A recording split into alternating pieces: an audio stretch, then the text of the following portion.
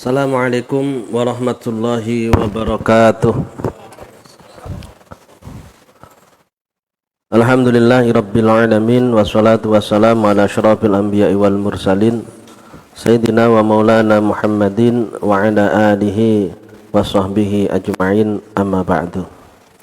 Rabbi shrah li sadri wa yassir li amri wahlul 'uqdatam min lisani yafqahu qawli. Subhanaka la ilma lana illa ma 'allamtana innaka antal alimul hakim. Hadirin hadirat semuanya saya hormati, para pemirsa kaum muslimin dan muslimat yang berbahagia dan yang saya muliakan. Marilah kita bersama-sama manjatkan rasa syukur kita kehadirat Allah Subhanahu wa taala, di mana pada kesempatan pagi hari ini Allah melimpahkan rahmat taufik dan hidayahnya kepada kita semua, sehingga kita bersama dapat kembali berjumpa dalam kajian online kitab Nailur Roja, syarah dari Safinatun Najah yang ditulis oleh Al-Alim Al-Alamah Sayyid Salim bin Abdullah bin Sa'ad bin Smir Al-Hadrami. Mudah-mudahan kita bisa istiqomah dalam mengaji kitab ini dan mendapatkan ilmu yang manfaat, barokah di dunia wal akhirah.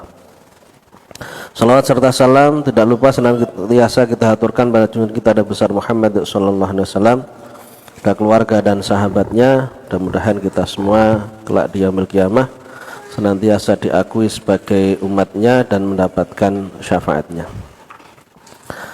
Hadirin hadirat serta pemirsa kaum muslimin dan muslimat semuanya saya hormati dan saya muliakan. Pada pagi hari ini kita akan melanjutkan kajian tentang rukun-rukun sholat. Namun sebelumnya marilah kita bersama-sama baca surah Fatihah. Kita hadiahkan pahalanya kepada guru-guru kita semua, bil khusus pada mu'alif hadzal kitab. Mudah-mudahan kita mendapatkan keberkahan dari kitab ini dan Allah memberikan ridhonya sehingga kita selamat di dunia wal akhirah. La hadiniyah wa ala kulli niyatin sholihah wa ila manna bi salafun sholihun la hadratin nabiyina syafina Muhammadin sallallahu alaihi wasallam wa alihi wa aswaji auladi wa dzurriyyati wa ashabihi wa la jamil anbiya wal mursalin wal auliya wal ulama waswada sholihin wa la jamil malaikatil muqarrabin jami'a sahina wa adimina jami'a abaina wa ummahatina jaddatina wa jaddatina ikhwanina wa akhwatina auladina wa dzurriyyatina wa talamidina jambil muslimin wal muslimat wal mu'min wal mu'minat al hayya'i minhum wal amwat hasan hasah mu'alif kitab Safinatun Najah wa mu'alif kitab Nur Roja nafa'anallahu bima bi'ulumihima fid darain sya'ulillahi lahumul fatihah. A'udzu billahi minasyaitonir rajim. Bismillahirrahmanirrahim. Alhamdulillahi rabbil alamin arrahmanir rahim maliki yaumiddin iyyaka na'budu wa iyyaka nasta'in ihdinas siratal mustaqim siratal ladzina an'amta 'alaihim ghairil maghdubi 'alaihim waladdallin amin. Bismillahirrahmanirrahim. Bisa dibuka kitab Nur Roja halaman 65. Masih membahas tentang rukun sholat yang kedua, yakni berdiri bagi yang mampu dalam sholat fardu. Jadi artinya ada rukun dalam sholat, berarti perkara yang harus kita kerjakan dan tidak boleh kita tinggalkan.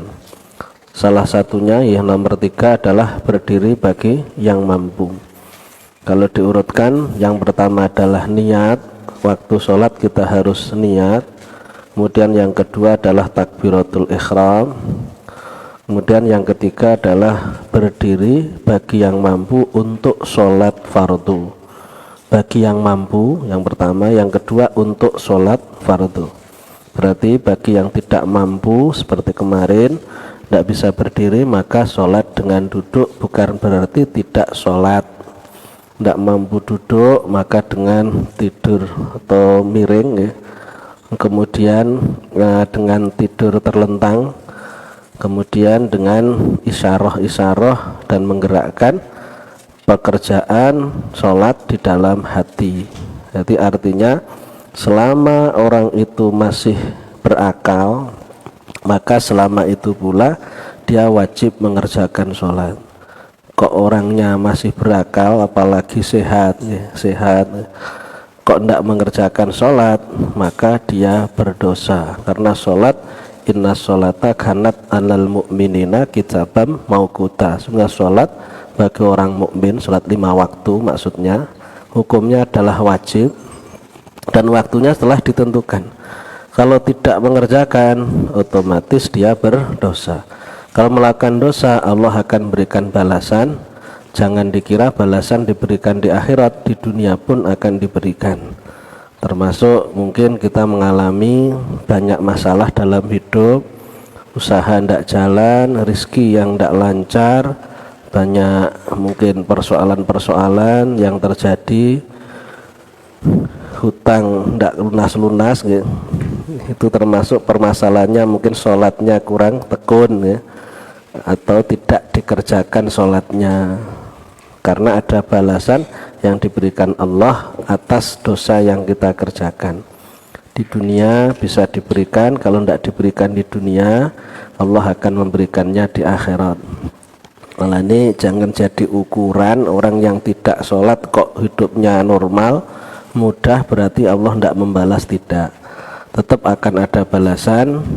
Mungkin Allah akan memberikan balasan yang sangat berat nanti di akhirat ketika di dunianya tidak dibalas.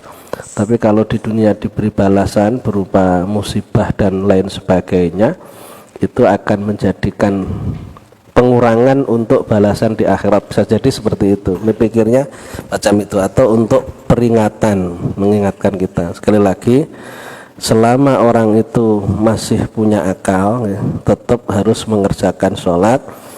Dan kalau tidak mampu berdiri, maka dengan duduk, dengan miring, dengan tidur terlentang, dan lain sebagainya. Intinya wajib mengerjakan sholat, dan sholat akan menjadi solusi dari setiap persoalan yang ada. Allah sampaikan, wa'mur ahlaka bis-sholah wastabir 'alaiha. Perintahlah keluargamu untuk mengerjakan sholat dan ajaklah mereka untuk bersabar dalam mengerjakannya. Karena orang dalam ibadah itu butuh kesabaran atau butuh ketelatenan. Kalau tidak sabar, tidak taten, tidak akan bisa dikerjakan. Jadi sabar itu ada 3, sabar untuk menghadapi musibah, kemudian yang kedua sabar dalam meninggalkan maksiat, yang ketiga sabar dengan menjalankan ketaatan kepada Allah, sabar dalam menjalankan ibadah pada Allah Subhanahu wa ta'ala. Kita lanjut. Wa kama yaskutu al-qiyam bil ajzi al-kissi yaskutu al-qiyam bil ajzi asy-syar'i. Sebagaimana sholat dengan berdiri itu tidak wajib, okay, dengan adanya al-ajzi al-kissi, karena adanya ketidakmampuan yang secara zahir. Jadi ada ketidakmampuan secara zahirnya, tidak kuat berdiri, kakinya ngreweli lek ngatet ya, tidak kuat karena wis sepuh nopo karena penyakit tertentu, sehingga dia sholat dengan duduk. Ini kan penyebab adanya faktor fisik, ketidakmampuan yang sifatnya fisik. Begitu juga yaskutu al-qiyam bil ajzi asy-syar'i. Begitu juga tidak wajib berdiri sholat itu, walaupun sholat fardu, ketika adanya ketidakmampuan yang merupakan pandangan dari syara', ketidakmampuan yang sifatnya dari syara'. Udzur syar'i kalau dalam bahasa lainnya, misalkan orang puasa gitu. Orang puasa Ramadan, perhatikan Ramadan itu hukumnya wajib bagi orang yang mampu untuk puasa, bukan sakit. Namun kalau mampu namun dia itu menstruasi, sedang ada halangan, dia tidak boleh puasa, bahkan haram berpuasa. Sebenarnya dia mampu untuk berpuasa, namun karena ada udzur syar'i, penyebab yang sifatnya syara' melarang itu, walaupun mampu tidak boleh berpuasa. Sama dengan masalah sholat, walaupun dia mampu secara fisik, namun secara syara' dia tidak mampu, maka sholat tidak perlu dikerjakan dengan berdiri, bukan tidak sholat ya, boleh dikerjakan dengan duduk kalau memang tidak mampu berdiri bil ajzi asy-syar'i, dengan adanya ketidakmampuan dari sudut pandang syara' atau agama.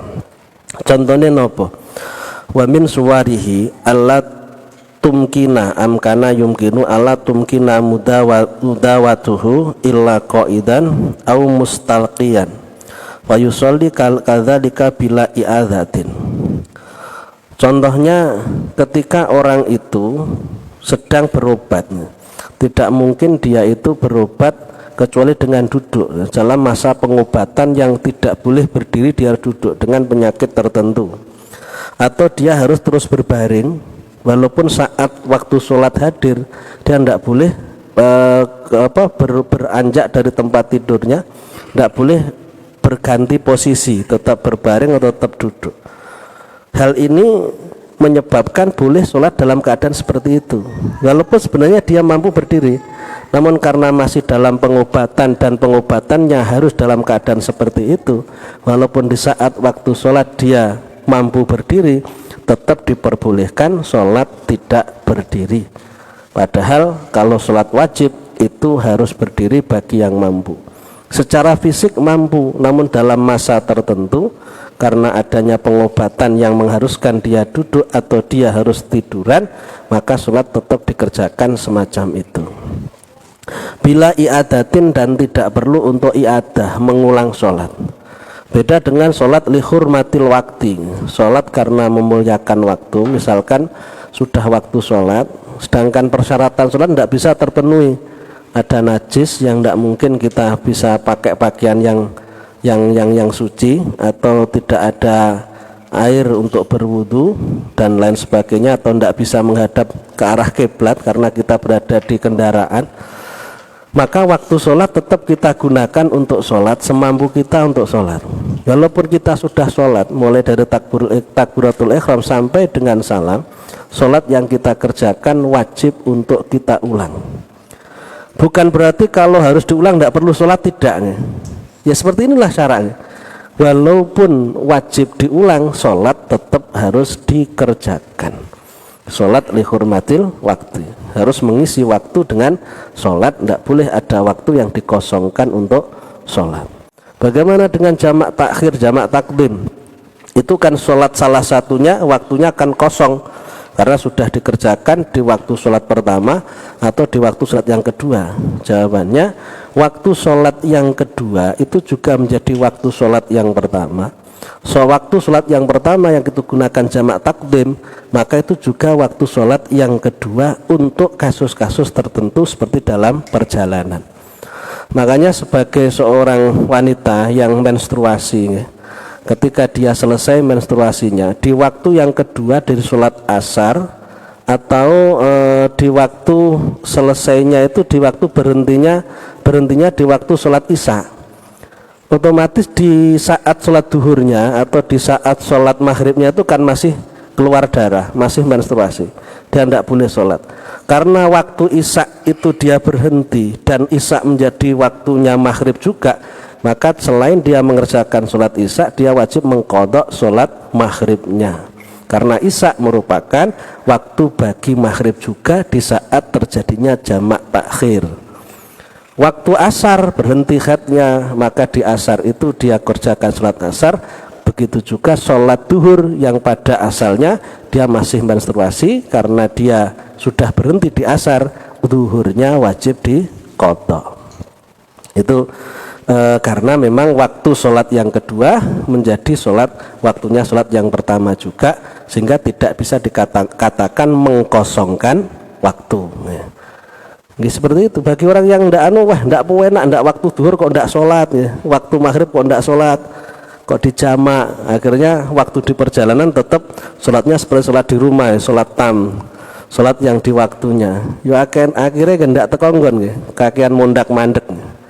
Sholat waktu sholat mandek, waktu sholat mandek. Padahal ada rukhsah, ada kemurahan, ada dispensasi yang bisa kita ambil dengan kita mengerjakan di salah satu waktu sholat. Namun kalau subuh itu tidak ada waktu yang menggantikannya, tetap subuh. Tidak ada jamak subuh dengan duhur, itu tidak ada. Yang ada itu duhur dengan asar, maghrib dengan isya. Yang perlu kita pahami, kalau dalam jamak itu boleh dikosor, tapi kalau maghrib jangan dikosor ya. Lek ndak tahu, lek ndak biasa praktek itu bingung kan ya. Jadi maghrib 3 rakaat, isya 4 rakaat, isya dadi loro, maghribe malah dadi loro apa dadi siji kan. Ya repot, siji setengah malian. Siji setengah. Tidak seperti itu. Maghribnya tetap 3 ya. Yang bisa dikosor adalah sholat ar-rubaiyah, sholat yang dikerjakan jumlahnya 4 rakaat. Itu butuh praktek. Kadang teori wis paham tapi praktek itu sih bingung lek ndak tahu praktek nih. Bismillahirrahmanirrahim. Wa ma law khafa as-sukuta. Law shalla qa'iman ya. Wa ma law khafa as-sukuta law shalla qa'iman. Bagaimana ketika orang itu khawatir kalau dia akan jatuh andaikan sholat berdiri. Sebenarnya mampu berdiri. Mampu berdiri namun dikarenakan goyang-goyang ya. Misalkan sholat di atas kapal laut goyang-goyang ya. Yang penting menghadap kiblat, tetap menghadap kiblat. Tidak boleh hanya menghadap sesuai dengan arah kapal kalau sholatnya sholat wajib ya. Kalau sholat sunnah lain ceritanya. Kalau sholat wajib tetap harus menghadap kiblat. Itu andaikan dia berdiri, dia akan jatuh karena begitu kuat goyangannya gelombang air laut ya. Maka dia boleh sholat dengan duduk. Mama lau khofa asukuto lau sholat qa'iman, itu termasuk udzur syar'i atau ajzun syar'i, ketidakmampuan dari sudut pandang syara. Wa ma law sholat jama'atan ajuza anil qiyam wa la ya'jizu anhu munfaridan wa yusalli jama'atan qa'idan bila i'adatin wa in kana al-infiradu afdola. Ada masalah. Wa ma law sholat jama'atan, andaikan orang itu jika sholat berjamaah, ini termasuk ajzun syar'iyyun ya, ketidakmampuan dari sudut pandang syara'. Andaikan dia sholat berjamaah, dia tidak mampu berdiri karena umumnya sholat berjamaah itu lebih lama daripada sholat sendirian. Bacaannya pelan-pelan, suratnya panjang-panjang. Salah satu penyebab tidak telaten jamaah ini karena kakean kekelewatan, kedawan, kepanjangan surat. Bisa jadi seperti itu. Golek sing cepet kok ora eneng. Terawih ngoten nggih, golek mbiyen teng pondok niku ada beberapa imam terawih itu sing paling laris nggih, sing paling patas. Super patas lebih laris lagi. Sing paling cepat di antara yang ada itu yang mana? Karena mereka tahu dalam sholat itu yang wajib hal-hal tertentu saja, yang lainnya sunnah. Yang penting itu maknina, yang wajib-wajib dikerjakan ya sudah ya. Andaikan sunnahnya tidak dikerjakan kan tidak menyebabkan batalnya sholat. Maka tetap dikerjakan tarawih 20 rakaat walaupun cara ukuran cepat lebih cepat ya, lebih cepat. Bisa jadi karena adanya kesibukan yang lainnya sehingga dipercepat sholatnya.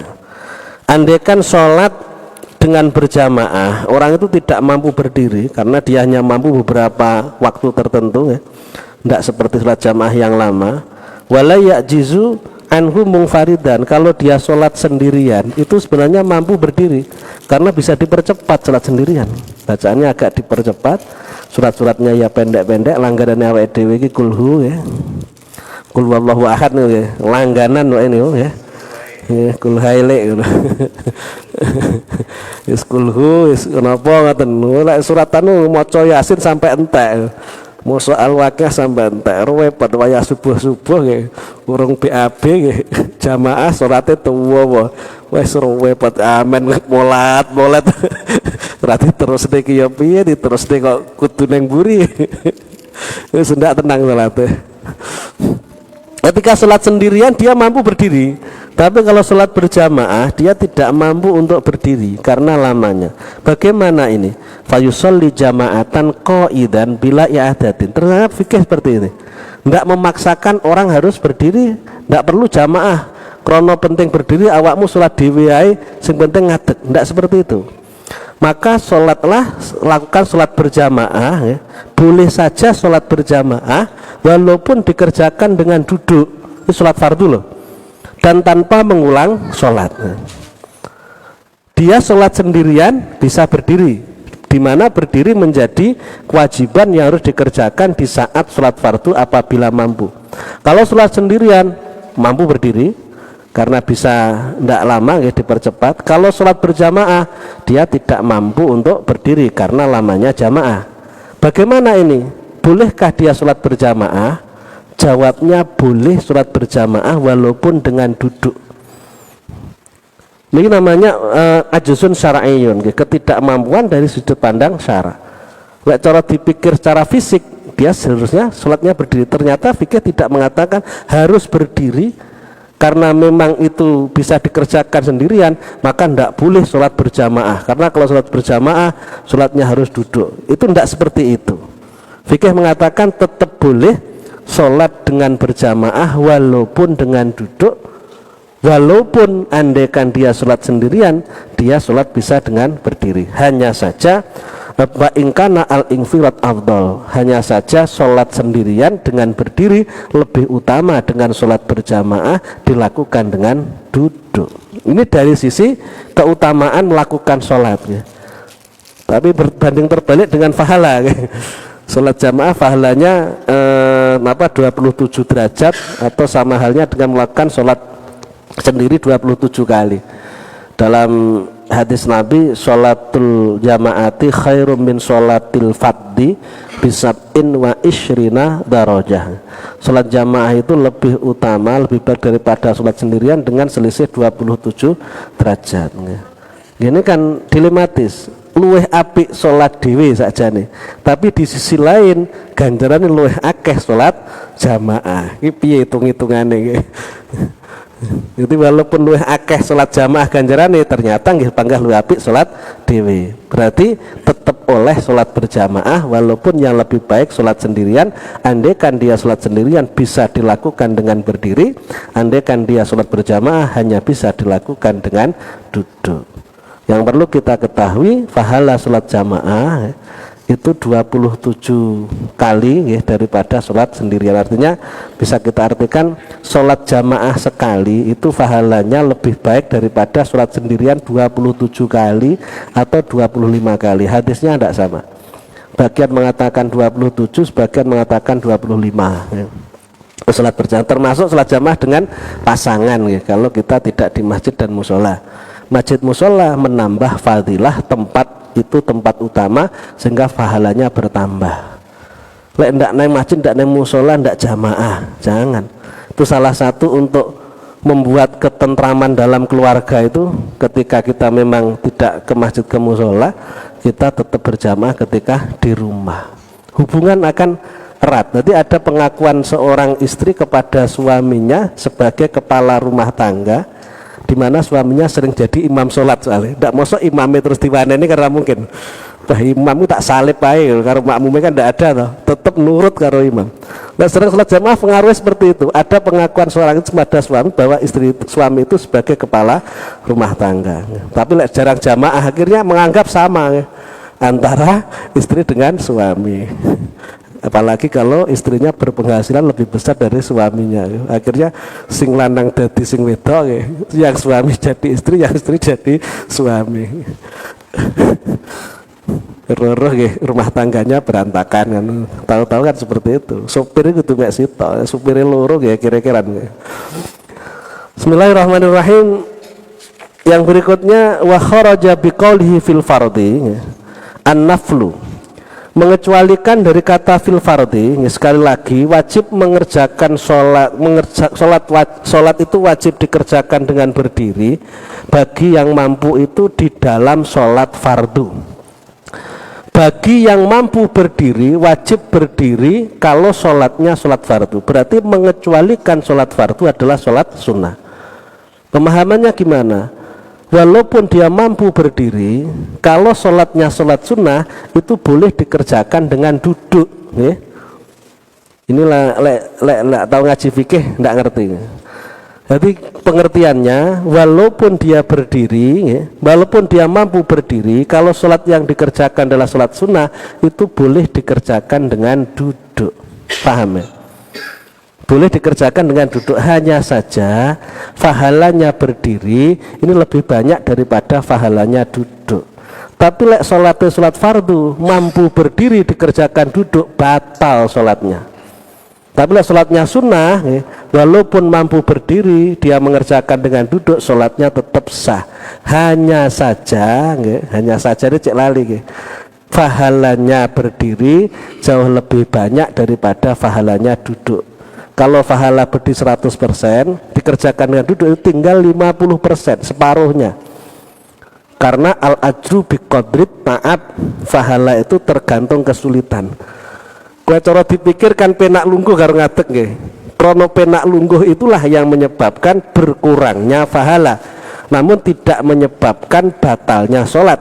Berbeda dengan sholat fardu, bisa menyebabkan batalnya sholat, sholatnya tidak sah andaikan dia mengerjakannya dengan duduk padahal mampu untuk berdiri. Faham? Fa innal qiyama fihi mandubun la wajibun. Karena berdiri dalam sholat sunnah itu hukumnya sunnah, tidaklah wajib.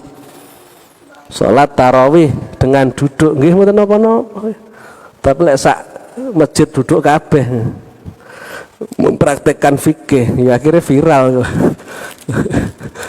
Sak masjid sak imam-imame lungguh kabeh. Yo saiki wis kesel wae salat isya, salat tarawih lungguh kabeh ae. Sah sebenarnya. Fa innal qiyama fihi mandubun, karena berdiri dalam salat sunnah itu hukumnya sunnah, la wajibun tidak wajib. Fayajuzu maka boleh dengan duduk, walau lil qadiri. Fal wayajuzu walau lil qadiri al qu'ud wal ittija'u fihi lal istilqa'u lil qadiri. Fayajuzu bagi orang yang mampu, walaupun mampu berdiri itu boleh sholat dengan duduk, bahkan boleh dengan miring. Dengan miring ya. Mampu berdiri ya. Duduk bah kangelan lingkuh tak miring ae sholatku niku karek sepertelon akhirnya ganjarane ya. Lek berdiri niku ganjarane penuh, lek lungguh kok karek separuh ya. Engko lek dengan miring karek sepertelon, karena krono dengan nyantai-nyantai dia kerjakan dengan tidak begitu ada kesulitan yang harus dilakukan. Kan luwih nyantai dengan miring tiduran miring daripada dengan duduk. Karena lebih nyantai tiduran miring, maka pahalanya sholat dengan miring, sholat tidur miring tiduran miring itu lebih kecil sedikit pahalanya dibandingkan dengan sholat yang duduk. Lal istilqa'u lil qadir, akan tetapi tidak boleh dilakukan dengan tidur terlentang. Lah urutannya sholat fardu kemarin kan tidak mampu berdiri dengan duduk, setelah itu dengan miring, miringnya ke arah kanan, berarti kepala di utara kalau kita di Indonesia. Kalau tidak mampu dengan terlentang, kepalanya di timur, kakinya di barat, dihadapkan ke arah kiblat, ke telapak kakinya, kepalanya agak diganjal dengan diganjel bahasa Indonesia apa ya? Pokoknya diganjel ya, diganjal dengan bantal ya, seperti itu.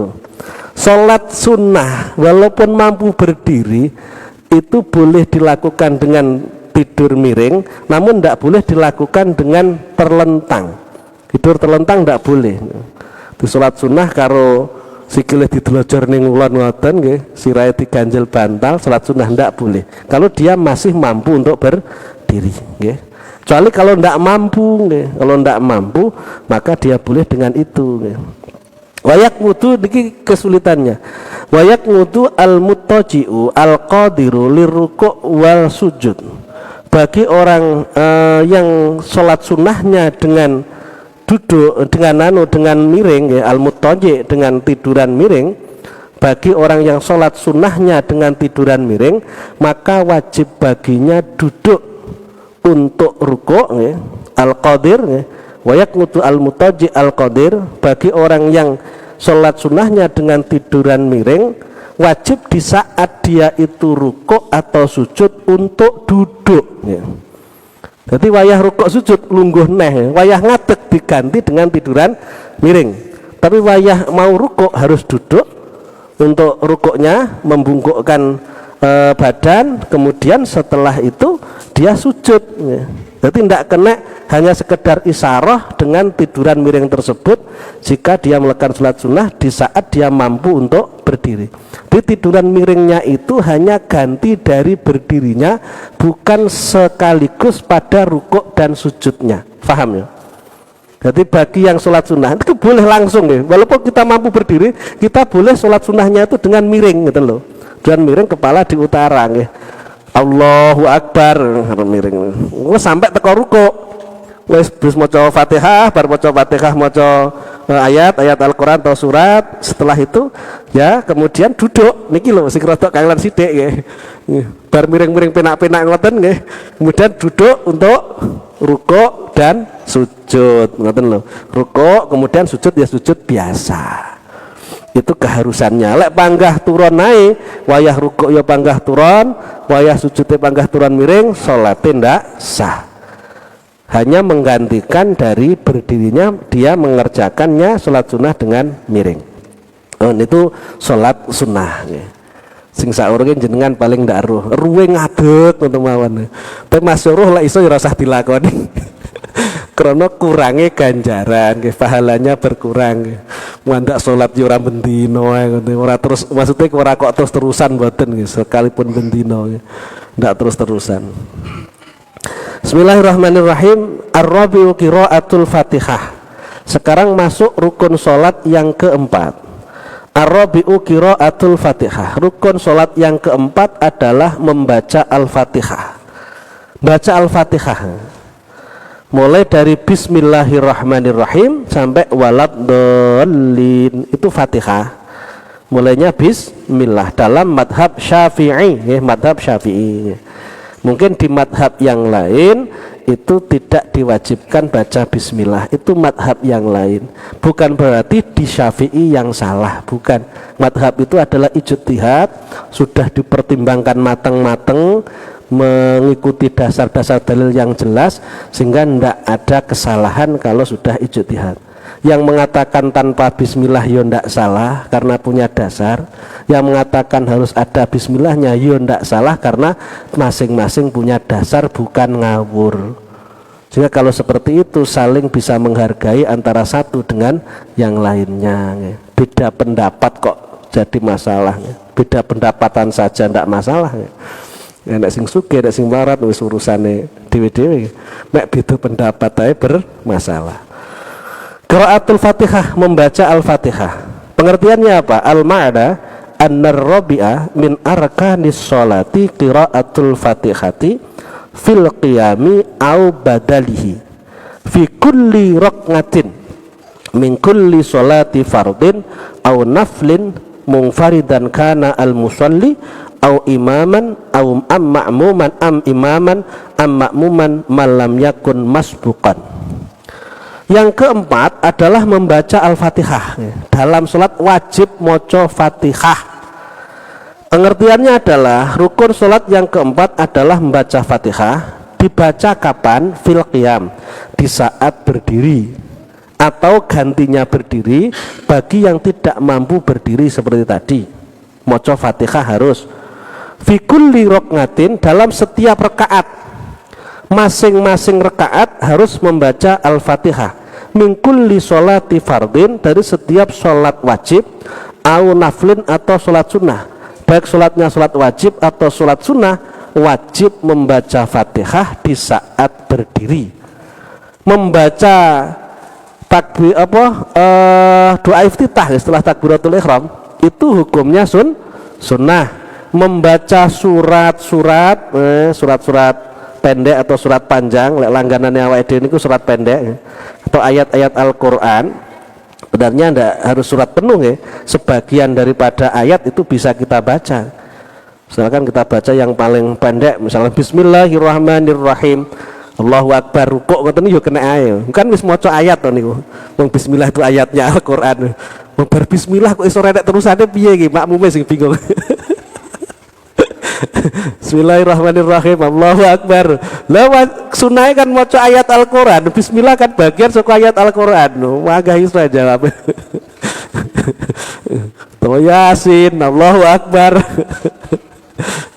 makmume sing kados ngoten niku kedah antisipasi maca Fatihah di saat imam baca Fatihah. Ndak mungkin Yasin kena nggih maca Fatihah saka bismillah sampai waladhdallin, ndak mungkin. Wektune ndak padha, kurang dawa kan. Lek langsung rukuk ya salate batal. Si makmum harus membaca Fatihah. Niki pengertiannya. Baik salat fardu maupun salat sunnah wajib membaca Fatihah di setiap rakaat. Mungfaridan kanal musolli, baik dia salat sendirian, mesti lah salat sendirian niku nggih. Ndak mungkin jujuk Allahu Akbar pada ruku Allahu Akbar. Niku anak-anak sing belajar salat. Kalau ndak dirungokne nggih, ora muni apa-apa jujuk Allahu Akbar ruku. Allahu Akbar ndak maca surat Fatihah. Seharusnya yang dilakukan adalah membaca Fatihah salat sendirian. Imaman atau jadi imam. Jadi imam yang maca Fatihah. Makmuman atau jadi makmum. Ini yang menjadi persoalan ya. Dalam madhab Syafi'i wajib bagi makmum untuk membaca surah Fatihah. Mungkin di madhab yang lain berpandangan kalau imam sudah membaca Fatihah, si makmum tidak usah membaca Fatihah. Itu di pandangan madhab selain Syafi'i. Kalau Syafi'i, ketika imam membaca Fatihah, si makmum mendengarkan. Ketika imam membaca surat Al-Quran, si makmum membaca surat Fatihah.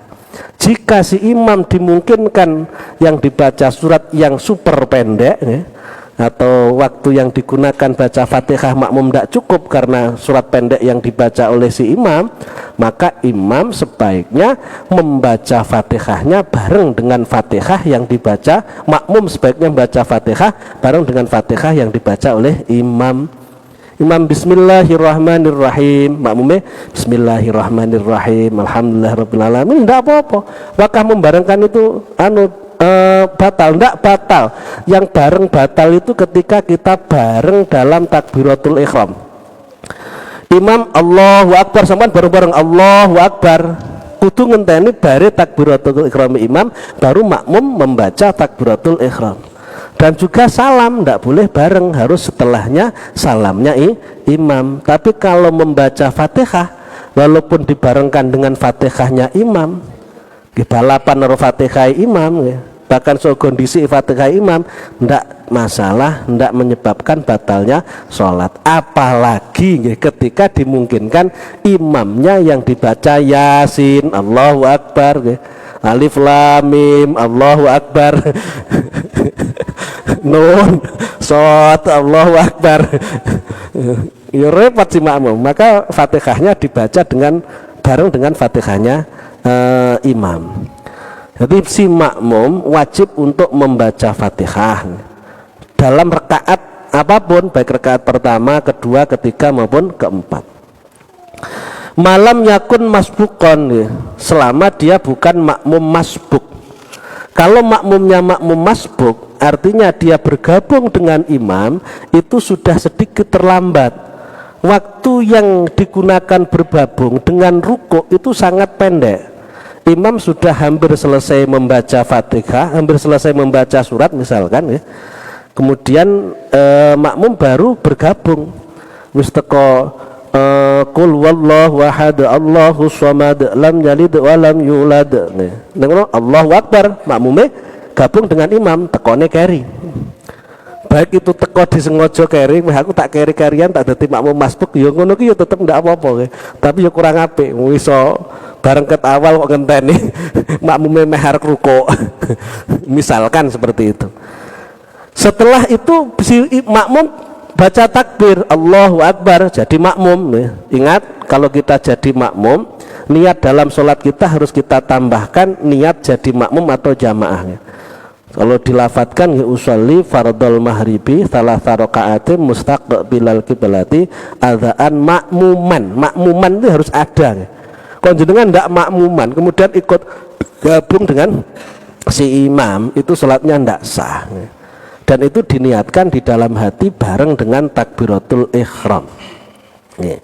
Ketika kita sudah gabung ndak lama kemudian masih kita bismillahirrahmanirrahim. Dan perlu kita tahu kalau kita waktunya pendek ya, ketika bergabung dengan imam itu sudah hampir rukuk, jangan kita membaca doa iftitah, harus tahu posisinya. Kadang kalau kita tidak paham posisi karena kebiasaan kita membaca doa iftitah, di saat posisi urgen seperti itu nggih, ini kan urgen posisinya nggih, masih dalam posisi sangat apa ya, sangat terbatas waktunya, maka tetap membaca doa iftitah karena kebiasaan. Bar Allahu Akbar padahal imamnya mau ruko, itu dadak kabira walhamdulillah katsira. Nah, roh imamnya Allahu Akbar ruko, kita tidak boleh langsung ruko, wajib menggantikan waktu yang kita baca untuk doa iftitah. Kok kita sudah sampai Allahu Akbar kabira walhamdulillah katsira wa subhanallahi bukratan wa asila, titik sampai di situ imam kok Allahu Akbar ruko, kita berhenti, menggantikan waktu itu. Waktu yang kita gunakan untuk membaca doa iftitah yang tadi berapa detik tadi itu kita baca Fatihah Bismillahirrahmanirrahim Alhamdulillahirrahmanirrahim Ar-Rahmanirrahim, paling tidak sampai Ar-Rahmanirrahim boleh seperti itu ya. Baru kita ikut ruko. Kok dikala kita ruko imam belum bangkit dari ruko, berarti kita dapat 1 rakaat. Tapi dikala kita ruko imam sudah berdiri dari ruko, kita kehilangan 1 rakaat, wajib menambah 1 rakaat. Berbeda dengan orang yang ketika setelah takbiratul ihram jadi makmum, imamnya mau rukuk langsung ikut rukuk tanpa baca apa-apa, Fatihahnya itu sudah ditanggung oleh imam sehingga sholatnya dapat 1 rakaat. Dia tidak mau coba Fatihah loh, mek rukuk tok, tapi dia bisa tumak ninah bersama dengan imam. Ada tumak ninah itu ketika imam rukuk, si makmum ikut rukuk, imamnya ini belum bangkit dari rukuk, tapi lek salipan tidak tumak ninah, imame wis arek tangi sangka rukuk, makmume si arek rukuk, niki ndak tumak ninah. Tapi lek si imame niku tasik rukuk, belum bangun dari rukuk, makmumnya kemudian ikut rukuk, kira-kira itu masih bisa menyamai imam membaca subhanallah selama itu. Kemudian imam Allah sami Allahu liman hamidah bangkit dari rukuk, si makmum yang hanya mendapatkan rukuknya imam ini mendapatkan 1 rakaat. Kewajiban Fatihahnya apa? Kewajiban Fatihahnya telah gugur, ditanggung oleh imam. Maka dikatakan di sini setiap orang yang sholat, baik dia sholat sendirian, baik dia jadi imam atau jadi makmum, semuanya wajib membaca Fatihah kecuali 1, makmum masbuk, makmum yang ketinggalan imam yang tidak cukup waktunya untuk membaca Fatihah. Ini tidak hanya terjadi di rakaat pertama, bisa terjadi di setiap rakaat. Krono makmume niku nggih ora tek kuat cepet nggih, imame cowepet. Bangkit dari sujud berdiri imame wis waladhdallin amin. Lah kita maca Fatihah serenek.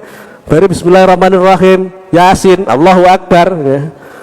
Si imam makmum piye ya bismillahirrahmanirrahim tok isane bismillah, bari langsung ikut rukuk, tidak perlu menyelesaikan Fatihah, tetap dikatakan makmum masbuk. Jadi bisa jadi 4 rakaat, misalkan 4 rakaat yang di sholat yang dikerjakan dengan cepat oleh imam itu menjadikan makmum tidak membaca Fatihah sama sekali. Padahal keharusan si makmum tetap harus baca Fatihah. Karena dia tidak punya waktu baca Fatihah disebut dengan makmum masbuk, dan Fatihahnya tidak wajib. Artinya tidak wajib diselesaikan sak isone piye ya kuwi maca Fatihah.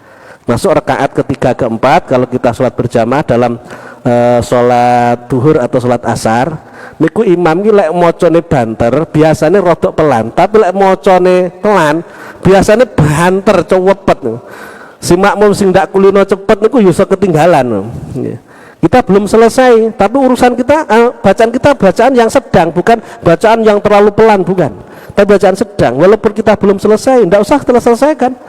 Sampai ihdinas siratal mustaqim kita bacanya sedang-sedang saja, si imam saking cepetnya wis ruko, maka kita ikut ruko, tidak perlu kita menyelesaikan.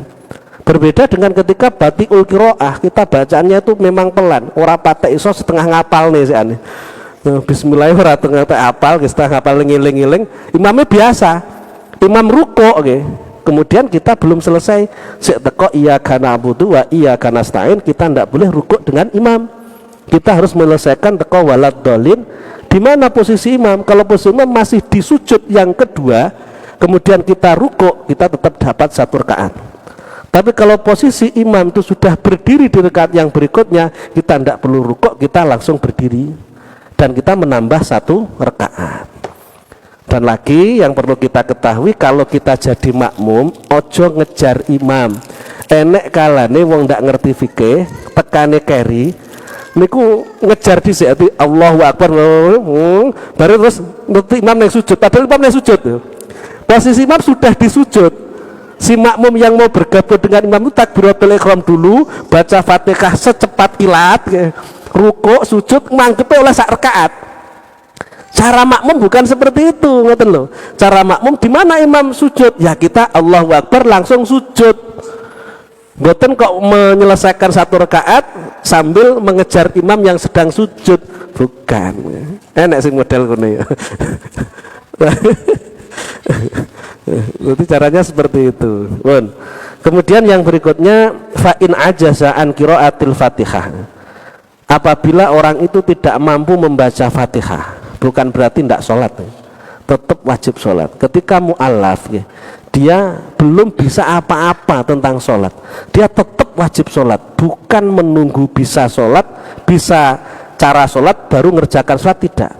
Masuknya Islam misalkan waktu duhur dia belum sama sekali belum bisa sholat, ya tetap dia sholat, paling tidak dia gerakan sholat itu harus mengikuti.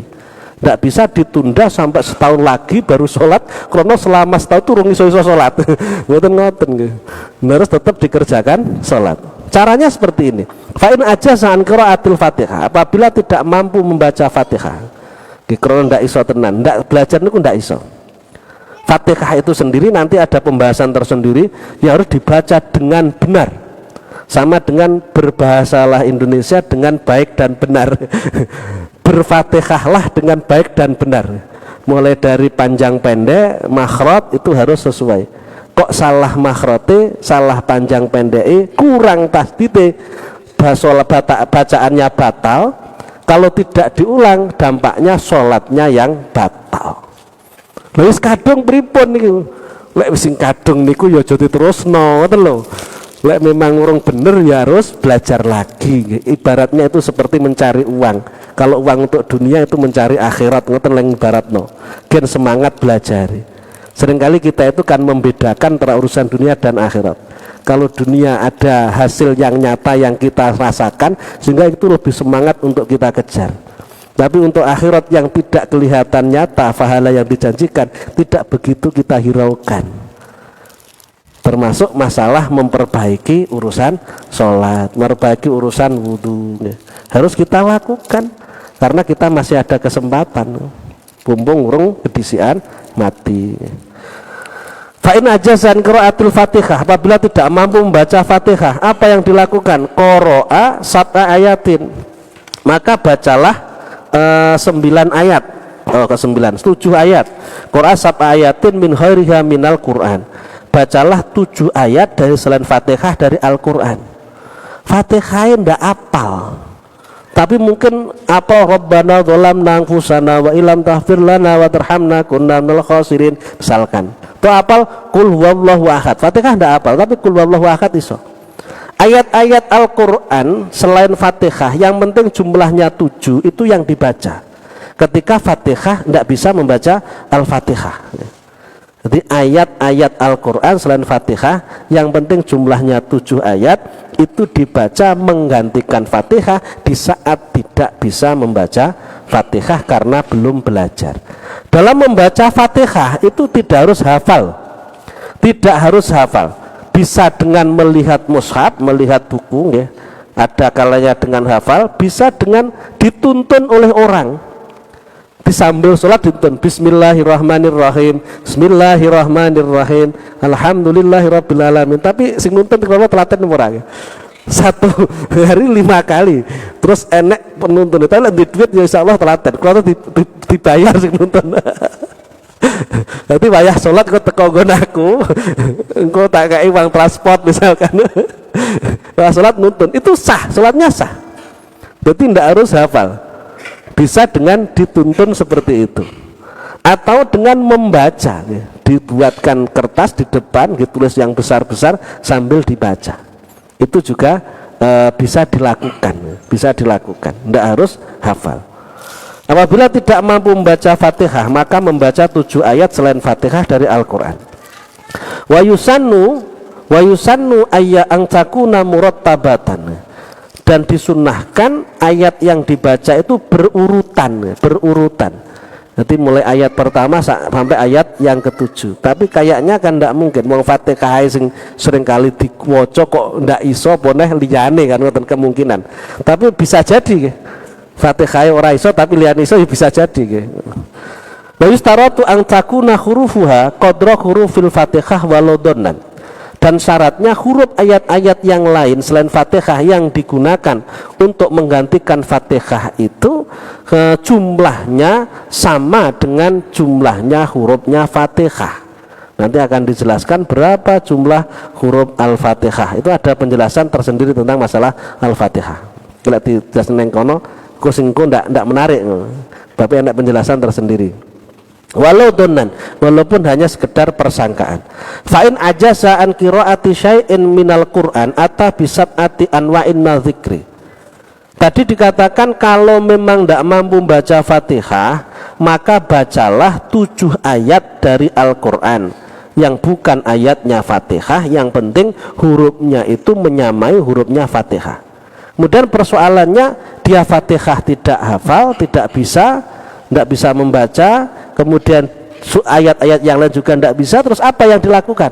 Yo ndak sholat, ndak ngono, terus ndak sholat itu loh sering kali apa nih ini sering kali seperti itu. Lek ndak iso ngono ora usah sholat loh, bisa digunakan sebagai pembenaran tidak sholat. Nyapa kok ndak sholat?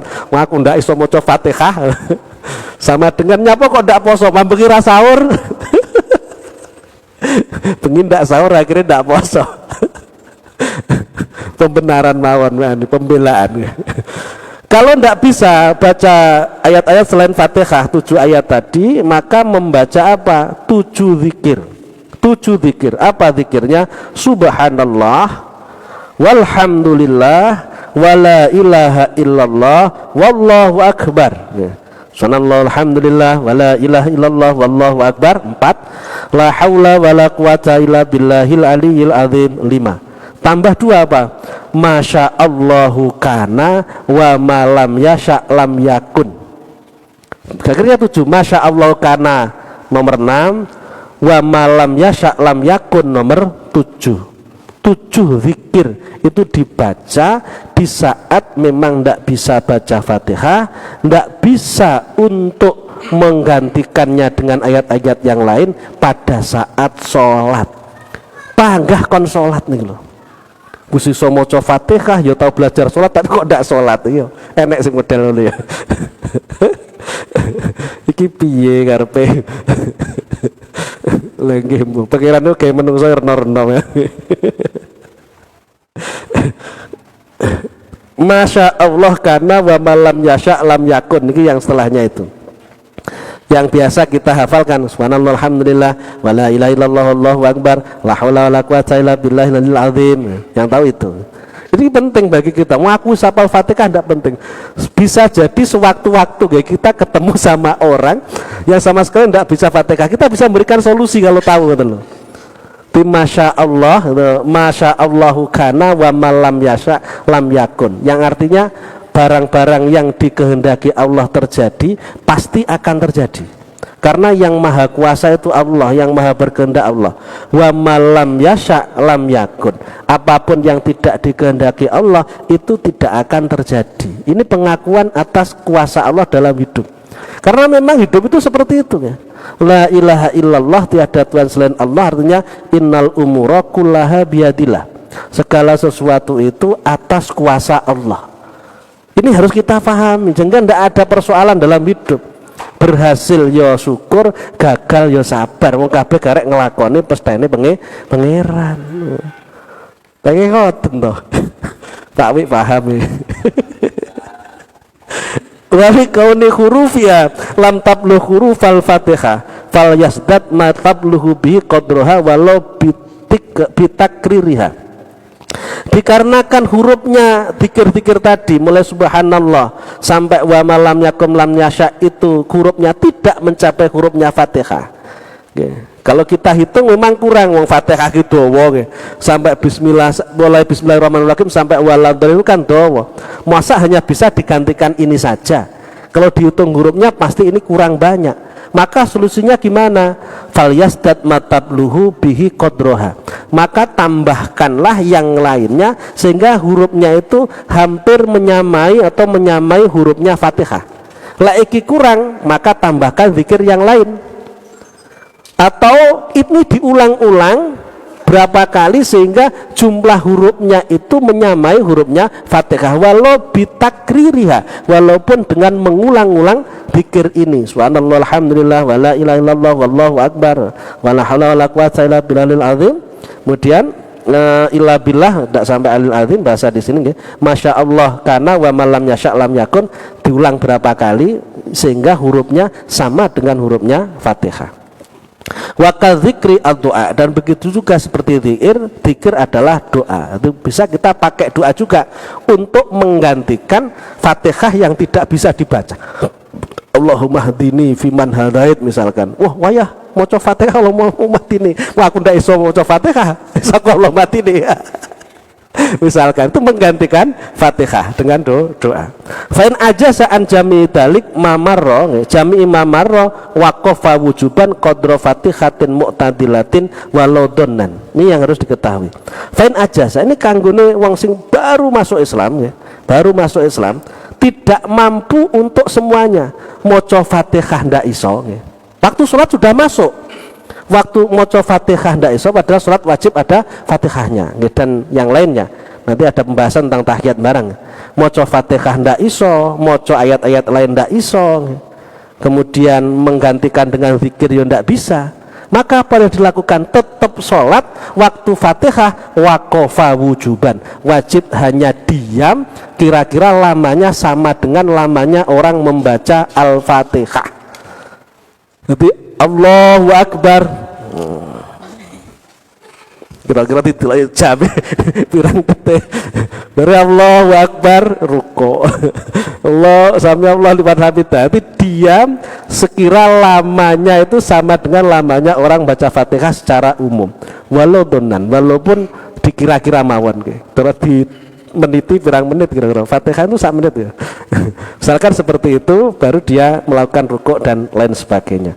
Walil Fatihati surutun fata'ti, dan untuk Fatihah itu ada syarat-syarat yang akan datang. Itulah tentang masalah rukun sholat yang nomor 4 melanjutkan dari yang kemarin baca Fatihah. Tentang pendalaman baca Fatihah nanti ada bab tersendiri. Mudah-mudahan kita bisa istiqomah, bisa memahami apa yang disampaikan oleh penulis dalam kitab ini dan bisa mengamalkannya dalam kehidupan kita sehari-hari. Kiranya cukup sekian pertemuan kita pada pagi hari ini, mudah-mudahan bermanfaat. Mari kita tutup dengan doa Al-Fatihah. Bismillahirrahmanirrahim. Alhamdulillahirabbil alamin arrahmanir rahim maliki yaumiddin. Iyyaka na'budu wa iyyaka nasta'in ihdinas siratal mustaqim. Shiratal an'amta 'alaihim ghairil maghdubi 'alaihim waladdallin. Amin. Allahumma shalli ala sayyidina Muhammad wa ala ali sayyidina Muhammad. Alhamdulillahirabbil alamin. حمدا يوافي نعمه يكافئ مزيده يا ربنا لك الحمد كما ينبغي لجلال وجهك الكريم وعظيم سلطانك. اللهم علمنا ما ينفعنا وانفعنا بما علمتنا وزدنا علما واجعلنا مما يستمعون القول فيتبعون احسنه وادخلنا برحمتك في عبادك الصالحين. ربنا لا تدع لنا ذنبا في مقامنا هذا الا غفرته ولا هما الا فرجته ولا دينا الا قضيته wala maridan illa afaitah wala mu'siran illa yasartah wala dhalan illa hadaitah wala jahilan illa 'allamtah wala waladan illa rabbaitah wala hajatan min dunya wal akhirah illa qadaitaha wa yassartaha. Rabbana yassir lana umurana umurad dini wa dunya wal akhirah wa nahtim lana minka bil khair wa husnul khatimah wa na'udzubika min su'il khatimah.